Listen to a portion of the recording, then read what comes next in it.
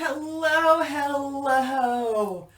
I'm Taren S, and welcome to the House of Witchcraft. Today I'm going to be talking about my book that is right in the process here of coming out as I'm making this video.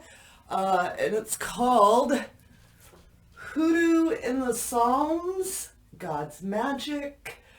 This is using the Psalms, which are the verses, most of the verses are considered active incantations, putting them into hoodoo workings, and which have been used in the southeastern part of our country for a little over 300 years now. But I want to break down some of this because a lot of folks don't quite understand hoodoo. They don't understand the Psalms, the whole magic within. I know some witch folk are like, oh, that's Christian, and all these other things. And Taren, you're a traditional witch.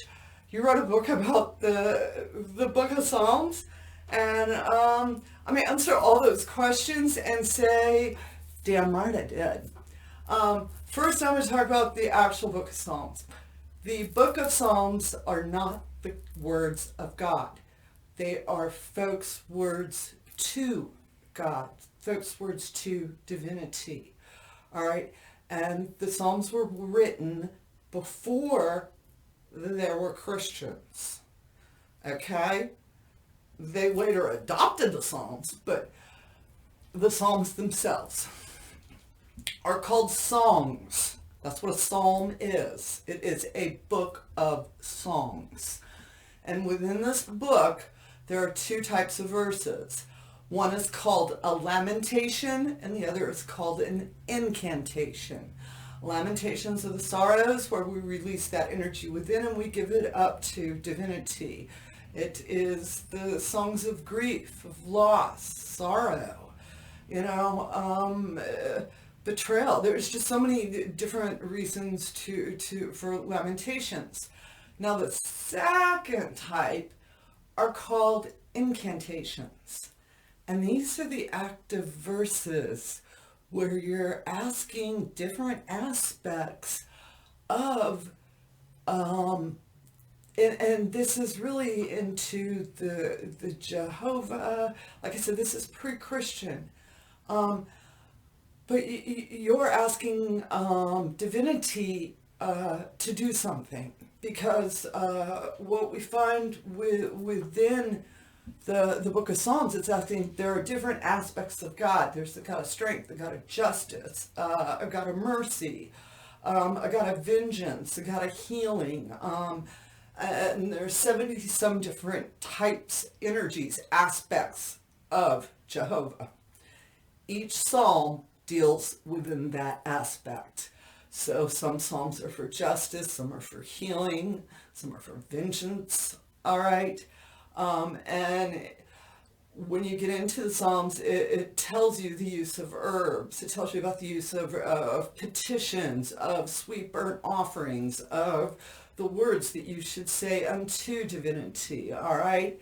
And in the southeastern part of America, this knowledge was preserved, kept, transferred, infused. There's all sorts of how did it get here.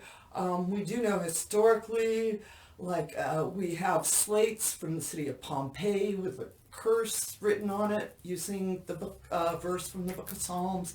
But historically, we've been using the Psalms magically, and without getting too much into conspiracy theories here, which I really do think it is a conspiracy, but I'm not going to talk about that, is the suppression of mystical knowledge within the actual church itself. The oldest of the church, I'm talking, of course, is Roman Catholic. From there, within the Protestants as well, is the complete keep that stuff down, tap that down type attitude. All right. And the Book of Psalms survived all that. And we know the magic's there. And I spent 5 years researching, studying, learning, recording, everything. And that is what produced the Book of Psalms. I went through all 150 books, the verses of Psalms, and found each magical working as it had been used historically, and kept them as authentic and true, while at the same time still bringing them up to date into our world and everything. And I really hope you enjoy this book, use it. For me, writing it and everything, it was a transformation. It was a journey. It made me understand that magic is global, and it has really deep, deep roots. Because when we get into the Jewish tribe, we go back into Egypt, into their magical system, and we go back into prehistory. Magic is global, and I just hope you enjoy the book, I guess is all I'm going to say about this. Thank you so much for watching and everything. And as always, have a bright, blessed day. Amen. Blessed be. Ashe and Abobo.